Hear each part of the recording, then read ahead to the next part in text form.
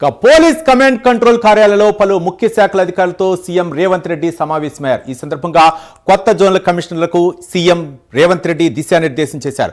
Outer ring road లోపల ఉన్న core urban reason economy ఏరియాను ప్రణాళికాబద్ధంగా అభివృద్ధి చేయాలని నిర్ణయించినట్లు తెలిపారు. రాష్ట్రాన్ని ప్రణాళికాబద్ధంగా అభివృద్ధి చేసుకోవాలనుకునే తెలంగాణ రైజింగ్ 2047 విజన్ డాక్యుమెంట్ను విడుదల చేసుకున్నామన్నారు.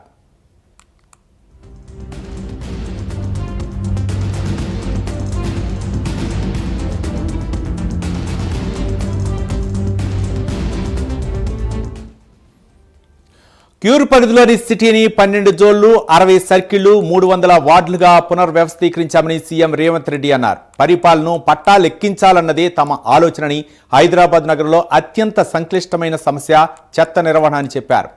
కోర్ అర్బన్ రీజియన్ను ప్రక్షాళన చేయాలని ప్రభుత్వం నిర్ణయించిందని సీఎం అన్నారు. ఇక జోన్ల వారీగా సంబంధిత సమస్యను పరిష్కరించాల్సిన బాధ్యత జోనల్ కమిషనర్లేదని, జోనల్ కమిషనర్లు ప్రతిరోజు ఫీల్డ్లో ఉండాల్సిందేనని సీఎం ఆదేశించారు.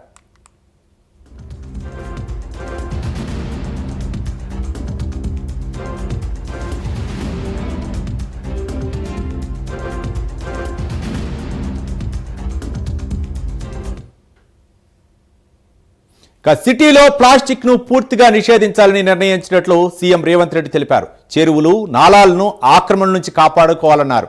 క్యూర్ పరిధిలో డిజిటల్ బస్సులు, ఆటోల స్థానంలో ఈవీ వెహికల్స్ తీసుకురావాలని నిర్ణయించినట్లు చెప్పారు. సిటీలో కాలుష్య నియంత్రణకు అవసరమైన పూర్తిస్థాయి ప్రక్షాళనకు చర్యలు తీసుకుంటున్నామన్నారు. చెరువులు, నాలాలు, చెత్త డంపింగ్ ఏరియాల వద్ద సీసీ కెమెరాలు ఏర్పాటు చేయాలని, నెలకు 3 రోజులు శానిటేషన్పై స్పెషల్ డ్రైవ్ నిర్వహించాలని సీఎం రేవంత్ రెడ్డి ఆదేశించారు. జనన మరణ ధృవీకరణ, ట్రేడ్ లైసెన్సులు, ఇతర ధృవపత్రాల జారీకి టెక్నాలజీని ఉపయోగించుకోవాలని సీఎం రేవంత్ రెడ్డి ఆదేశించారు.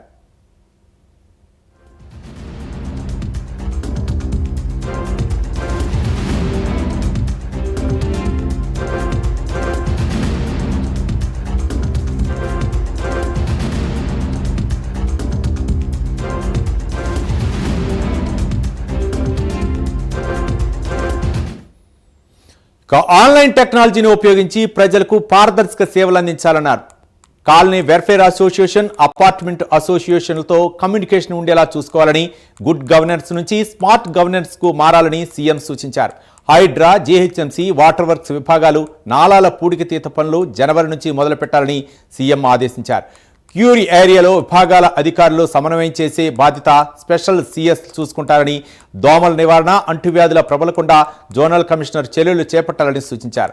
వచ్చే 5 ఏళ్లకు యాక్షన్ ప్లాన్ రూపొందించుకోవాలని, అందరూ కలిసి పనిచేస్తేనే నగరం భవిష్యత్తు బాగుంటుందని సీఎం రేవంత్ రెడ్డి అన్నారు.